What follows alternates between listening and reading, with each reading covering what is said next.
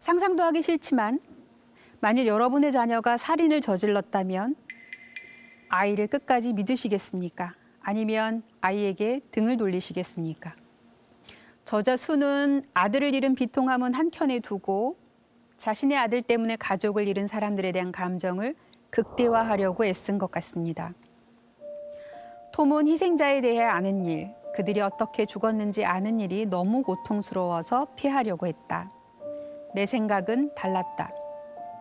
내 아들이 한 일 때문에 평생 고통에 시달릴 사람들에게 내 마음을 보여주어 티끌만큼의 평화라도 전할 수 있기를 바랬다. 죽거나 다친 사람들을 하나로 뭉뚱그려 희생자 집단으로 치부해버리고 싶지는 않았다. 특히 수는 피해자를 희생자 집단으로 객관화하지 않으려고 애썼고 그들을 위해 특별한 관심을 기울이고 그들의 방식을 고려해 용서를 빌고자 애썼습니다.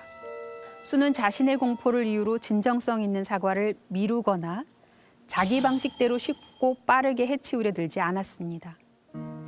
딜런의 손이 만들어낸 끔찍함에서 벗어날 길은 결코 없을 것이다. 다른 곳으로 간다고 하더라도 진실로부터 그 낙인으로부터 멀어질 수는 없었다. 어디로 가든 이 공포스러운 현실은 우리를 따라올 것이다. 저자가 사건 이후 다른 동네로 이사가지 않은 것도 독특한 점인데요. 대부분의 경우 사회적인 낙인 때문에 야반도주하는 경우가 많습니다. 그런데 저자는 어느 곳으로 가든 사회적 낙인으로부터 벗어날 수 없다는 것을 깨닫고 그 낙인과 마주하기로 하죠.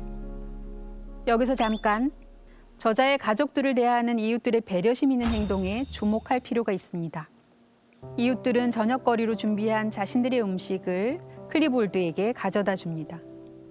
저자는 이때의 일을 따뜻한 유리 접시를 꼭 안고 있자니 아직도 우리에게 다정하게 대하는 사람이 있다는 사실이 아주 중요하게 여겨졌다고 표현하는데요. 이 책에서 놓치지 말아야 하는 부분입니다. 저자에게는 살뜰하게 챙겨주는 이웃이 있었던 거죠. 진정한 돌봄을 실천하는 건강한 공동체 말입니다. 저자를 향한 이러한 돌봄은 이웃들에게 그치지 않았습니다. 내가 근무하던 지역 대학을 이끄는 총장은 내가 복귀하기 일주일 전에 직원 전체에게 메시지를 보내 나와 함께 일하는 데에 문제가 있는 사람은 언제든 자기에게 찾아오라고 말했다. 직원들이 언론의 끝없는 질문 공세에 잘 대처하도록 벌써 지침을 내려놓았고 도움이 필요한 사람 누구라도 찾을 수 있게 상담사도 배치했다. 저자의 직장 상사가 보인 굉장히 세련된 배려인데요. 저자가 얼마나 힘들지 충분히 공감하기 때문에 아주 세밀하게 특별 지시를 미리 내려놓은 거죠. 저자가 직장에 복귀했을 때 동료들은 지침대로 행동합니다. 언론사에서 수 클리볼드에 대해 물어보기 위해 줄기차게 전화를 해댔지만 일하는 사람 누구도 인터뷰를 하지 않습니다.